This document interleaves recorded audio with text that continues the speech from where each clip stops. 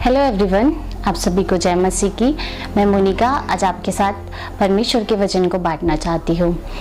हम हमारे जीवन में कई विपरीत परिस्थितियों का सामना करते हैं और उस समय हम अपने विश्वास में डगमगा जाते हैं, या बहुत से टाइम पे हम ऐसी बातों को, किसी बातों को सुनने के द्वारा, किसी शब्दों को बोलने के द्वारा या अपने मन में बुरी बातों को लाने के द्वारा अपने विश्वास में डगमगा जाते हैं।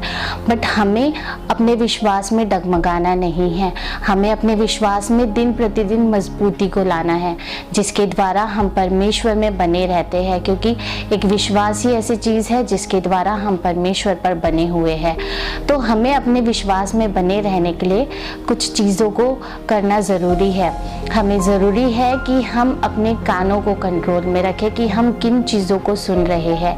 कई बार हम जिन चीज़ों को सुनते हैं उसके कारण हमारे जीवन में बुराई आती है, हमारे जीवन में बुरी बात आती है और हम विश्वास में डगमगाने लग जाते हैं, हमारा विश्वास स्थिर नहीं रहता।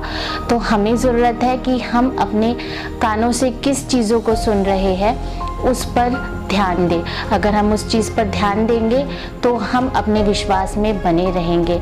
हमें ज़रूरी है कि हम परमेश्वर के वचनों को सुने, क्योंकि वचन कहता है कि विश्वास सुनने से और सुनना मसीह के वचन से होता है। तो बुरी बातों को ना सुनते हुए परमेश्वर के वचन को सुने, परमेश्वर के वचन को पढ़े, और ऐसा करने से आपका विश्वास मजबूत होगा। हमें अपने शब्दों की भी रक्षा करना है।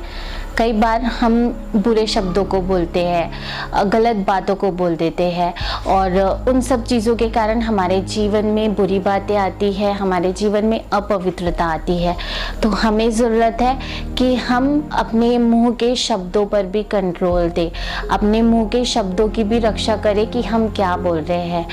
उसके द्वारा हम परमेश्वर की आशीषों से दूर होते हैं। बुरे शब्दों को बोलने के द्वारा, बुरी बातों को बोलने के द्वारा हम परमेश्वर की आशीषों से दूर हो जाते हैं। तो अपने शब्दों को कंट्रोल में रखें, अपने मुंह को कंट्रोल में रखें, अपने शब्दों की रक्षा करें, जिसके द्वारा आप परमेश्वर पर बने रहे।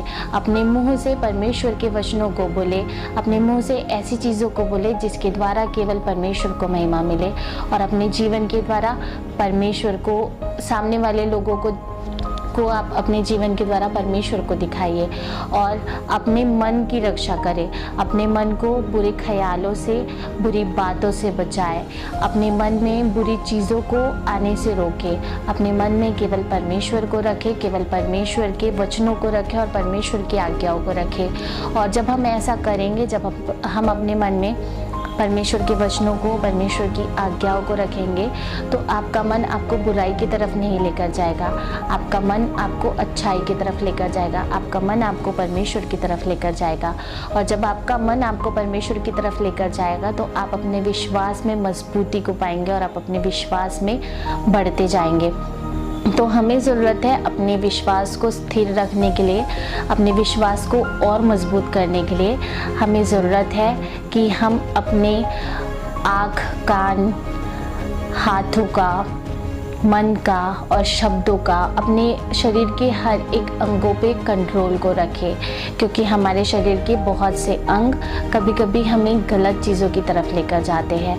तो इसीलिए अपने शरीर के अंगों की रक्षा करें, शरीर के अंगों को कंट्रोल में रखें, जिसके द्वारा आप परमेश्वर पे विश्वास को और मजबूत करते जाए, आपका परमेश्वर पर विश्वास और मजबूती से होता जाए।